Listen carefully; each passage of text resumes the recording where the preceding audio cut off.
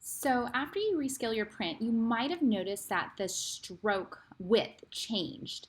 So it's kind of easier to see on this yellow one. Your stroke width should be 1. Where's my stroke panel? Let's pull that guy up. Window. There we are.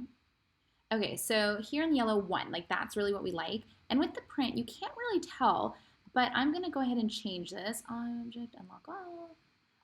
If I select it, I can see it changed to 0.086. So maybe it's easier to see if I select all of this print and change it also to like a yellow fill. Do you see how the stroke width is much different? So it did start at one point, but then when we made our print smaller, it also scaled our stroke.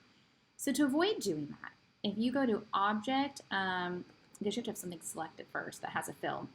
Object, Transform, Scale. You can uncheck this button that says Scale Strokes and Effects. That way it won't scale your stroke.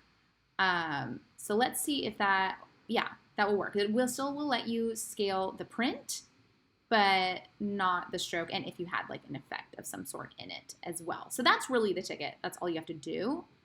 Let's see here. Yeah, okay.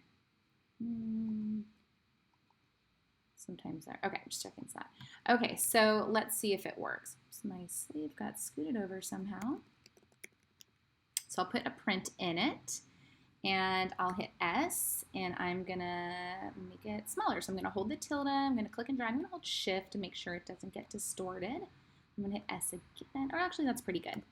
So now if I click this guy and I look at my stroke, it's still 1 point.